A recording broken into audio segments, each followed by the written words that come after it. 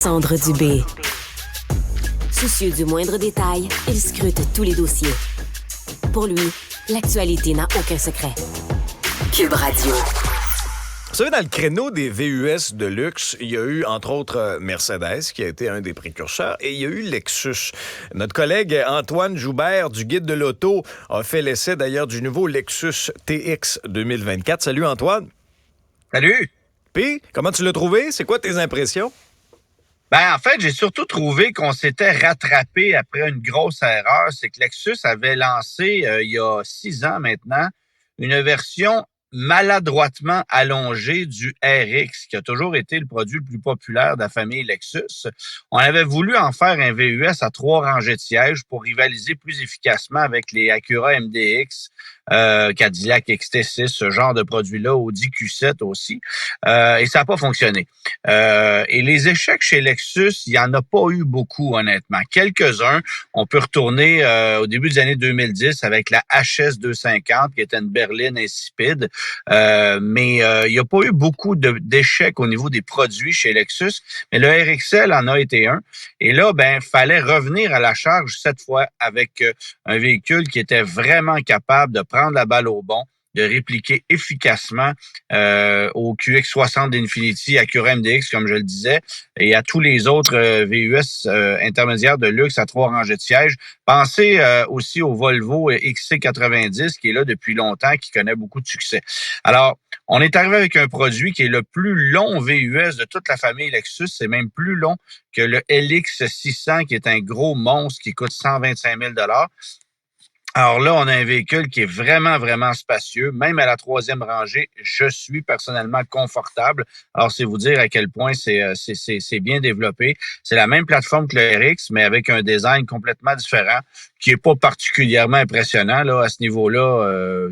On n'a pas voulu épater la galerie. Je pense qu'on a voulu faire quelque chose de plus fonctionnel que vraiment impressionnant sur le plan visuel. Mais tout fonctionne à merveille. Évidemment, la beauté de Lexus, c'est qu'on propose des motorisations qui sont moins énergivores que la compétition. Donc, un 4 cylindres turbo dans la version régulière, TX 350. Sinon, une motorisation hybride dans le TX 500H. Et il y aura même l'année prochaine une version hybride rechargeable qui va permettre d'avoir un 50 quelques kilomètres d'autonomie électrique avant de tomber en mode hybride. Alors, pour vous donner une idée, un Acura MDX, par exemple, va consommer autour de 11 litres au 100. Ici, on est à 10 litres au 100 avec la version régulière, mais on est à 8,5 litres au 100 avec l'hybride pour un véhicule de 2400 kilos. On a 365 chevaux pour 8,5 litres au 100, avec 5000 livres de capacité de remorquage. Ça commence à être assez impressionnant. Mais c'est surtout que ça se conduit facilement, c'est confortable, c'est convivial, c'est pas compliqué, c'est pas engageant à conduire. Puis c'est ça le gros avantage par rapport à d'autres VUS dans le segment. Évidemment aussi avec le fait que c'est un produit qui sera assurément plus fiable et moins coûteux à entretenir que tous les VUS allemands qui sont en compétition, là. Oui, et tu parles de moins coûteux pour l'entretien, mais pour en faire l'achat ou pour en faire la location, la facture est de combien? Ça part à 72 600, ça grimpe jusqu'à 94 000 $.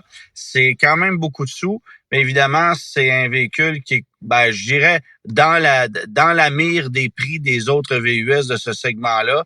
Les taux sont très élevés. Financement, location, évidemment, c'est l'effet de nouveauté. Puis chez Lexus, on fait pas nécessairement de cadeaux.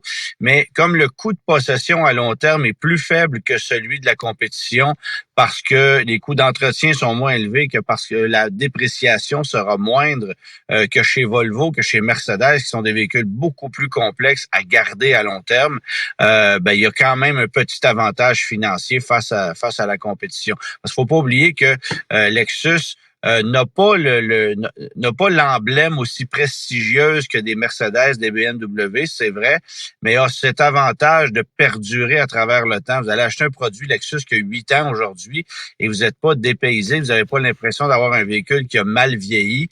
C'est pas nécessairement la même chose avec certains autres produits allemands. C'est un bon point. À lire également sur le Guide de l'Auto. Merci Antoine.